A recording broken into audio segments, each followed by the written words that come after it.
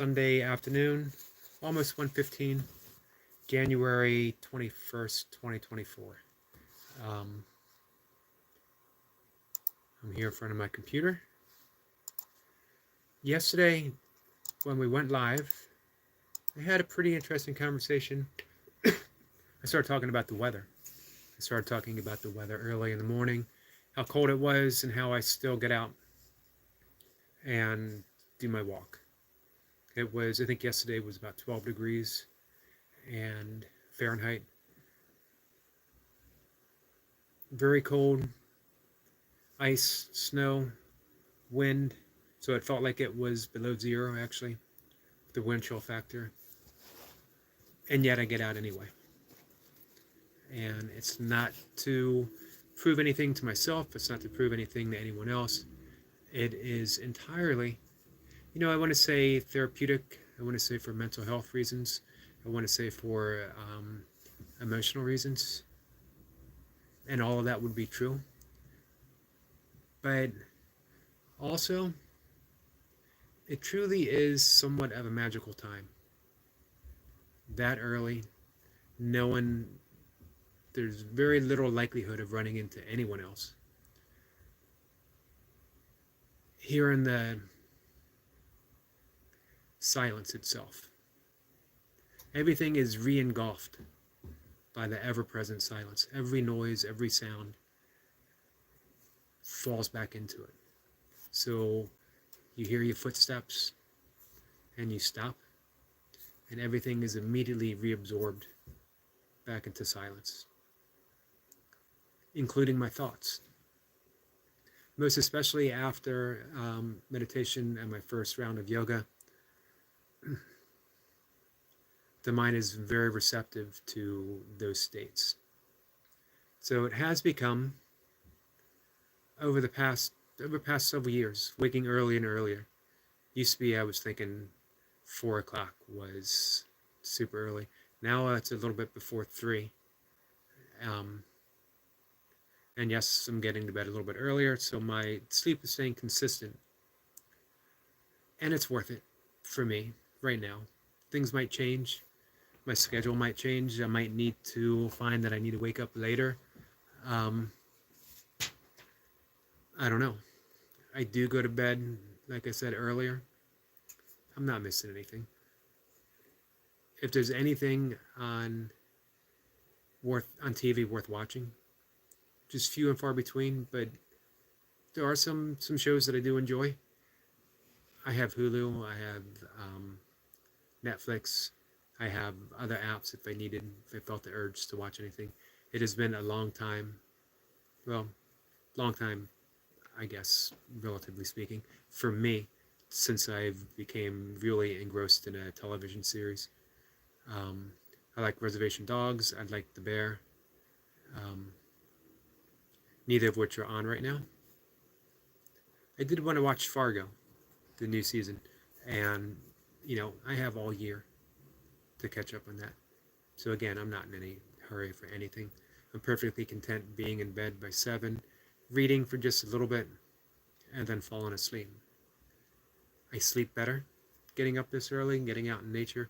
And one of the conversations I had yesterday with someone who stopped in was about anxiety and panic attacks, which unfortunately strikes so many, and it always seems to strike most potently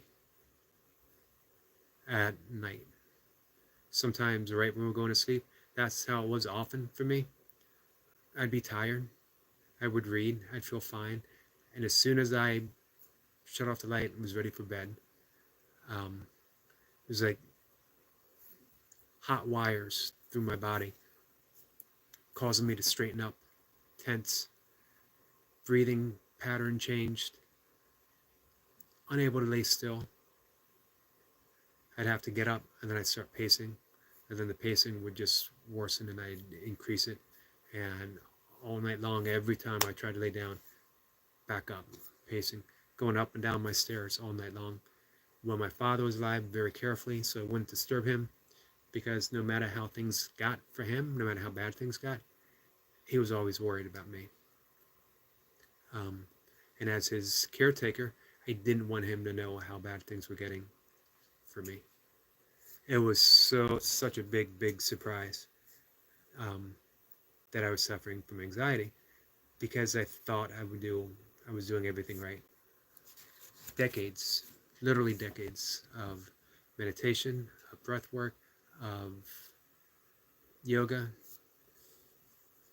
ultra running, being in shape. Nothing saves you. Nothing um, can keep it from happening, I don't think, because it catches you by surprise. If it can catch me by surprise, seriously, I think it can catch anyone by surprise, including some far more advanced yogis than me. And of course, that also leads to a deepening of depression. Depression's been a companion of mine for ever, since I was a kid. Manageable. Sorry, I'm watching my cat go a little crazy over something. Manageable. Not easy. That was another thing I was managing my depression, that I was immune from anything else. If I can manage low-lying depression for decades and decades, then I should have been able to manage the anxiety and the panic attack. But once again, I said it caught me flat-footed. Our friend Lewis is here. Good mother freaking brother. And it's raining, but it is what it is. I'm doing it. Oh yeah, you got to do it. I would expect absolutely nothing less from you. Are you going to do it in your gym, outside gym is covered, right? Or are you going to do it out?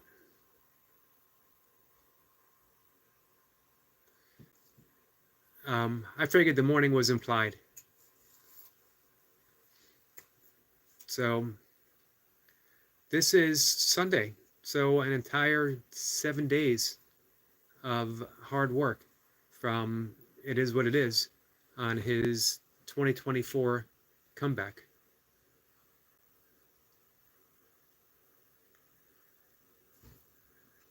Lewis says, it's covered, but I still get water. But I couldn't let my people down. No, you set a precedent. You've set a precedent over the years. So we expect nothing less. We expect nothing less than what we see, which is pretty amazing. I was actually talking about similar. This morning it was 14 degrees. Yesterday was 12 degrees. There's ice, snow. The snow had melted due to people putting salt down around the paths that we have here, the bike paths. And then, of course, it just freezes up. So then we have a thin layer of ice going across the bike path. Definitely slowed my walking down. Now, I didn't get in my run. I walked 2+ miles, about 4:45 this morning. And then I went out for another mile plus with Mocha and Misty. Usually I try to get a minimum of a half-mile run in no matter what I do every day. I didn't do it today. I think this might be the 3rd time I've missed it in a year. We'll see. I might still head out and get it. Our friend Destiny Forever Walks PhD is here. Hello, Eric, and how are you? I'm doing well. How are you? Had a pretty good weekend.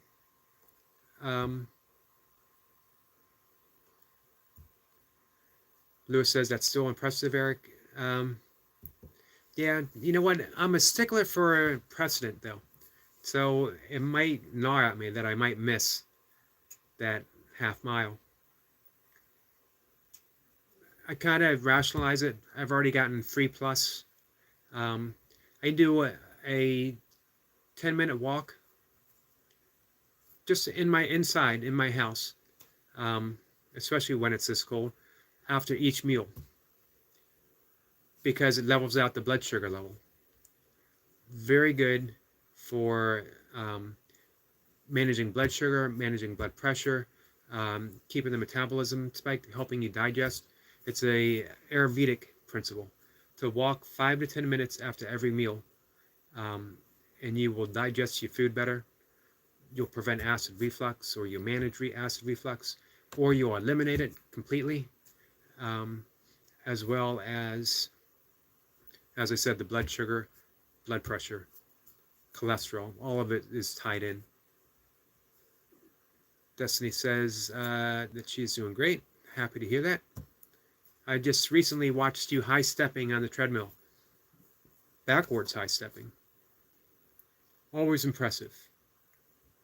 And we'll be watching Lewis hit his burpees in the rain coming up. Not too far. And I got my burpees in early this morning. Today was 2-pump day. What I've been trying to do, for 2 years, I was doing 20-minute busy dad style session, or I was doing some Iron Wolf stuff, or I was doing 30-minute sessions, sometimes an hour session. This year, I'm still sticking with the daily burpees. I'm actually not too far away from 800 days straight. But some of the days I've been keeping it like at 11 minutes of burpees, and then my pull-ups, maybe some more push-ups, maybe some squats. And then 2 or 3 times a week, I do those longer 20-minute plus sessions. Mainly because when I do those short sessions, it allows me to concentrate more on multiple pump sets, or recovery, or going harder within those 11 minutes. You don't really hold back in 11 minutes the way you might try to pace yourself if you're doing a 30-minute set. And it's a nice change of pace. So I'm enjoying that. It's good to make those little changes in your workout from here to here. As well, I have to admit, I've been getting the kettlebell bug. It's been 2 years since I've done any serious work with kettlebells. For whatever reason, it is calling me. And Mocha has been trying to get me back into ultra running and racing. Not so sure I'm up for that mentally. Racing is a big commitment. I don't do it. I was about to say I don't do it for fun. It is fun, but it is a big commitment as well. You know you got to train for it to be a successful race, so you don't suffer the after effects of an ultra, which means you'll be sore for a number of weeks. For me, because I was racing every month and I was always in training, I didn't get that soreness that much because I was used to it. I was used to running on tired legs. But because I haven't raced since 2019, so it's almost 5 years since I've done a race, maybe 220. 4 or 5 years since I've done a race, and I haven't done any serious running training. It would definitely hit me pretty hard. I used to race several times a month. I did an ultra a month for almost 10 years.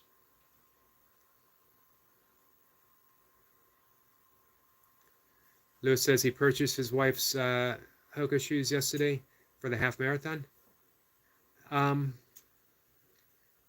That's in June. I hate to tell you this. She might need another pair by the time June comes up. For me, and for the people I know who like Hokas a lot, for me, they weren't my favorite shoes because I like the minimalist. I did almost all of my ultras in either the Vibram Five Fingers or something similar. but Hokas don't last as long as they should for a shoe that big. That was a big complaint, as well as being very narrow. But hopefully, it's good to race in the shoes that you train in, or in the style, so it's not a big, um, so it's not a big thing.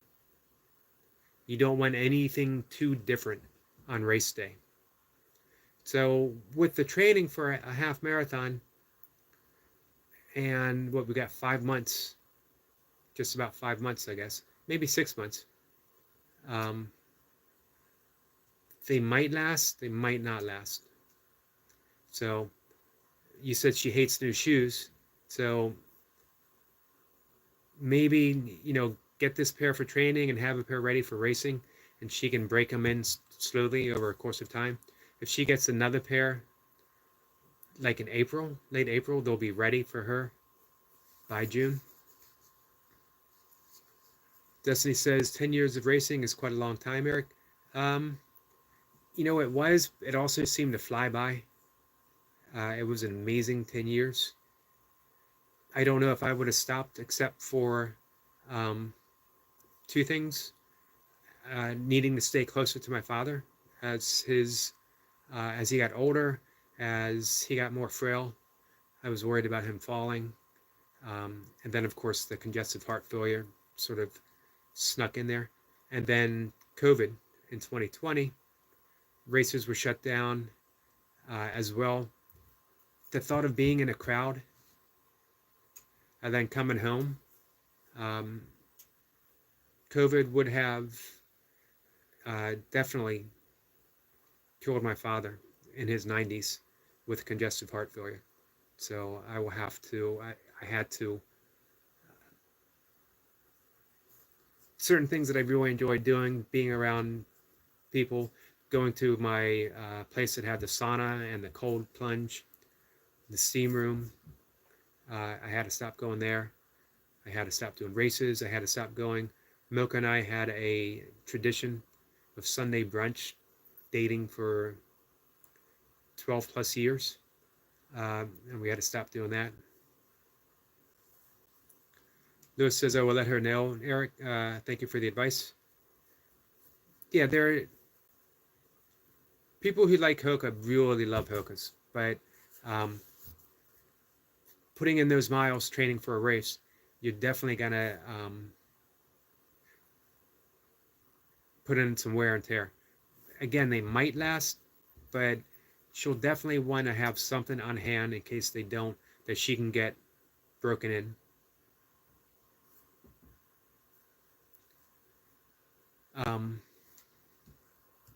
Yeah, so COVID affected me a lot without ever actually getting it that I know of. There's a few times after my father passed away where I thought I might have it, but I never tested. Being alone, I didn't worry about it. I wasn't going to give it to anyone. But I had to close down I had a small business from my house. I was either training at my house or going to people's houses to help train them, and I had to stop that as well. Couldn't really start it back up after. I guess I could have, but most of the clientele had moved on. Be starting from scratch.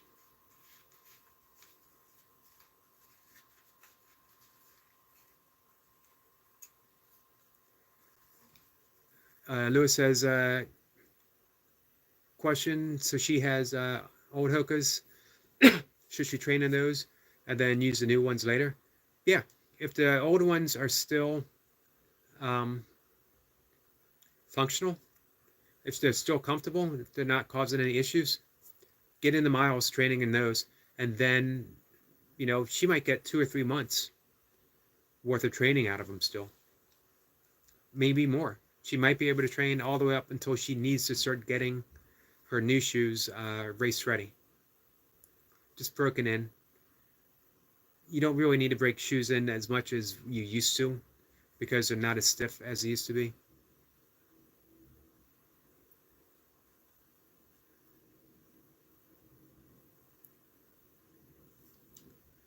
see, they're from our 2022 half marathon. Uh, yeah, so they'll still be good.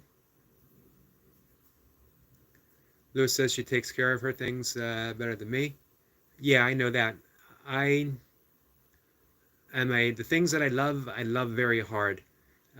Meaning, if I find a pair of shoes and I'm training for something, I'm out in them several times a day. When I was training for my successful 100-mile races, um, I would do, on certain key weekends, I would do double runs. So I would run Saturday morning, and then I would run Saturday late afternoon, and then I'd run Sunday morning, Sunday late afternoon. And my top training weekend leading up to the CNO 100, I had did like 27 miles Saturday morning, 26 miles Saturday afternoon, and then Sunday I did 24 miles in the morning and 26 or 27 miles in the afternoon. So I knew I was ready, but I was definitely going through a lot of shoes just on those weekends.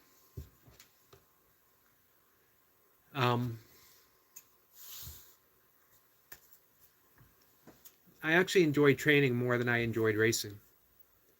But racing is also, when you race that often, it's a good form of training. So I knew on any given weekend, I could run a 50K. I could run 50 miles. Now, if I wanted to run 100, I would need to up the training just a bit. But I was always in shape for the 50K. So was Mocha. Because, again, we raced so often. And we did racing as a form of training. It's an easy way to get in a long distance. Plus, I talk about the mental health aspect of being in nature. Nothing beats spending an entire day, 5 hours to 10 hours, being out in nature on a beautiful trail. Company was okay. I love all of my ultra running friends, my race friends, but I'm a somewhat of a solitary person, so I enjoy my me time, especially when I'm out in nature. I don't mind running with a few people for short periods of time, and then all of us go our separate ways, with the exception of Mocha. I could always run with Mocha. And I had one running friend that if he was having a hard time, I would stick with him throughout the race.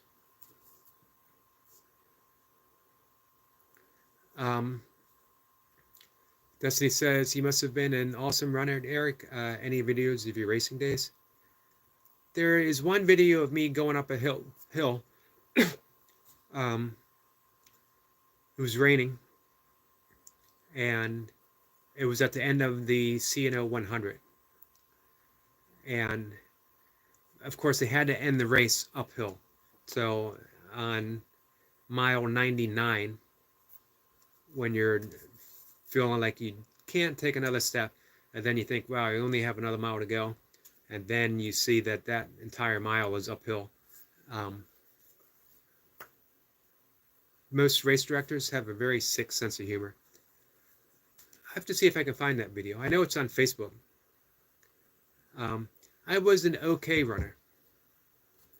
I was a strong and consistent runner. Not known to be super fast. Middle of the pack. I won my age group in a few events, especially 24-hour races, because, like I said, I just loved being out. So 24-hour race, it never mattered to me what the weather was like. I could, if it was raining, if it was windy, if it was snowing, if there was thunder and lightning, I didn't mind being outside, and I would just keep going, even if I was just walking, and that would add in the miles. So by the end of the 24-hour race, where a lot of people might take a nap or get out of the weather for an hour or two, I would just stay out and stay on my feet the entire time. So I think my strength in anything is my consistency. Like, I'm not the strongest burpee practitioner, but I manage to show up every day.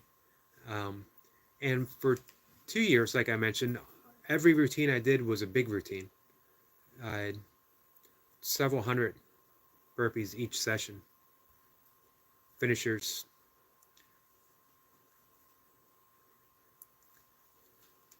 Fun stuff. Just making sure I got comments caught up here. But it's the same in my other stuff. You know, I haven't missed a day of meditating twice a day in 30 years. Even when I was running and racing, I would find time to, even if it was just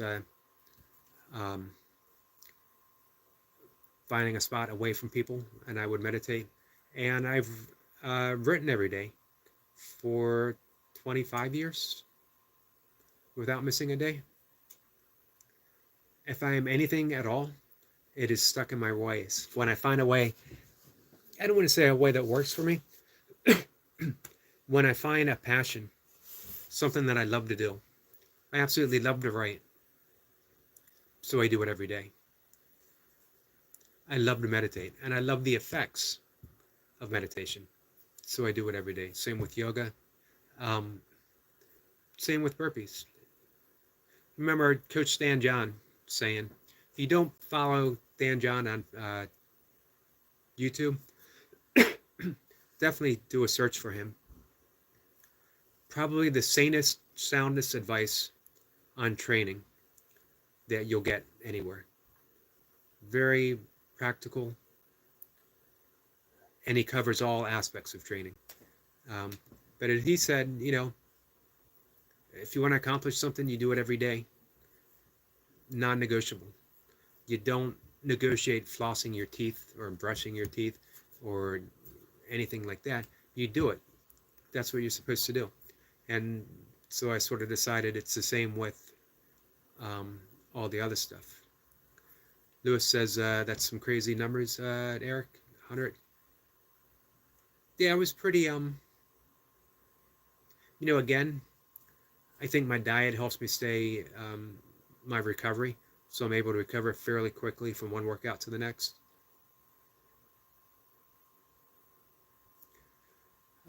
Lewis is asking, have you guys made tortillas from lentils? With lentils? Do you mean filling the tortilla with lentils, or making the tortillas itself with lentils? I have done rice and lentil in the tortilla, which is actually pretty good.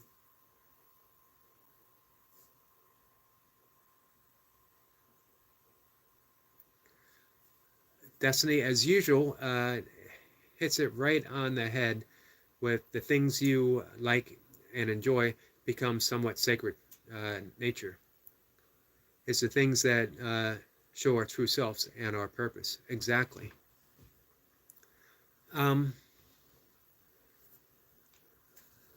I forget who it was that said, I'll have to look it up.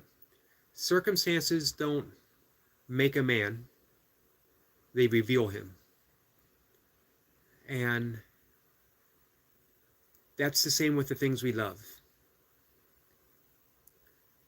Burpees reveal a person. Ultra running reveals a person. Meditation, yoga, all of it reveals a person.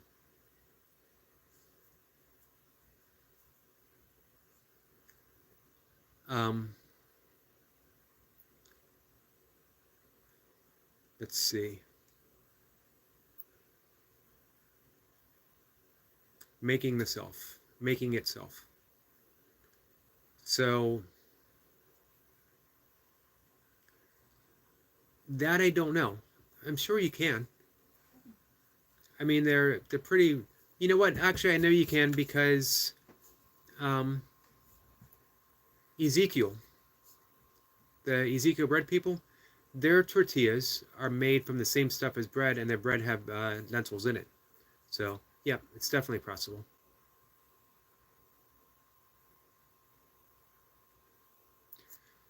Destiny says that yes, lentils can be made as black beans, uh, pasta like.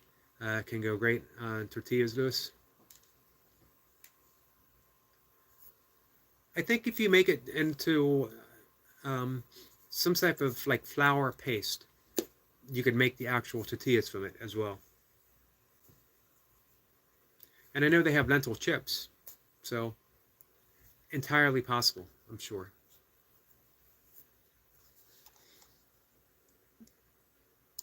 I'm going to look that quote up.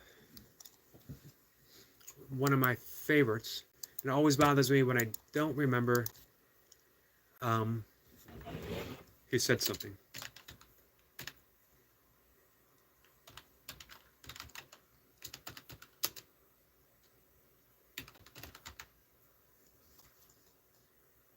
So,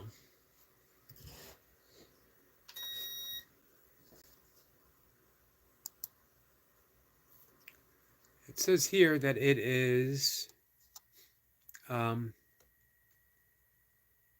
Epictetus.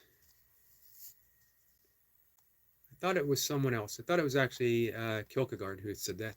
Circumstances don't make the man, they only reveal him to himself.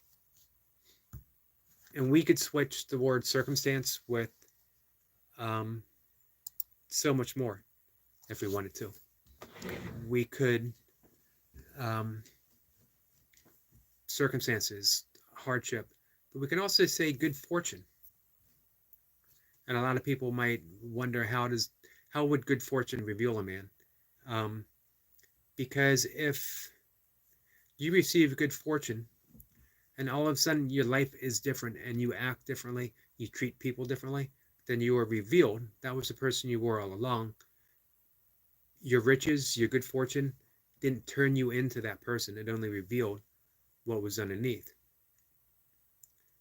So if you are only good, neighborly, cooperative, friendly, compassionate, because you think you have to be in order to get things from other people, in order for people to treat you that way in return, eventually something will come along and you'll be revealed otherwise, which is the importance of cultivating the things that make you the person you would like to be. A lot of people think you're either born compassionate or you're not. Buddhism and yoga will tell you that you can train yourself to be compassionate.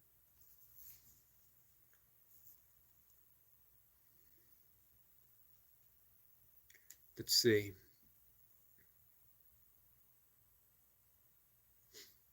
Destiny says, Lewis, I do lentils a lot, and I do eat them on tortillas at times. Uh, it has to be beaten on the tortilla and be eaten on the tortillas in a paste form. That makes sense.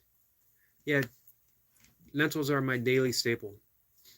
Lentils, brown rice, um, usually with a diced baked potato mixed together, and I use turmeric, a little bit of um, you got to have a little bit of black pepper with your turmeric in order to activate the essential compound within the turmeric to have the positive effect on your immune system, fighting inflammation. It's actually probably one of the most all-important spices you can add to your diet. So, all right, guys, coming in 35 minutes, and I think we're going to wrap things up a little bit today. Wandered all over the place today. Didn't have a particular subject to stick with, but whenever my friends Lewis and Destiny show up, I know it's going to be a great conversation, and I know we're going to cover some important ground quite a bit, nutritionally speaking, training speaking, spiritual as well, Always good stuff. Always a good conversation. Someday, what would be fun to do is, even if we did it on a regular basis, uh, three-way, two-way, three-way, or more um, live session, so that we sort of have a round table and get to talk to each other, as well as anyone who wants to join us, or even join us in a chat. So something to consider if you guys would like to try that sometime. Let me know. Somebody would have to explain to me how to do it, but I'm sure we could figure it out. It would be fun because, all three of us have a unique perspective, entirely our own, but at the same time, we have that common interest of health, nutrition, training, helping other people, helping each other, helping ourselves. So I think we'd cover a lot of ground um, in a free form discussion. And we could invite other people to join us as well.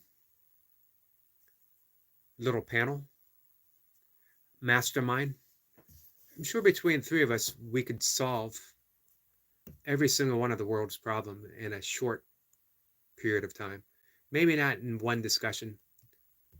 It might take two, maybe even three. Pretty sure we'd get it done though. It's almost amazing that no one has asked us to solve these problems before, but there's still time. So with that, guys, Lewis, I look forward to seeing your work. I know, as always, it's going to be an outstanding effort. Rain or no rain, it doesn't matter. Lewis says, have a blessed day, you guys. You too. Thank you, Eric and Destiny, for the great info. You're welcome. Let me know how that works out for you.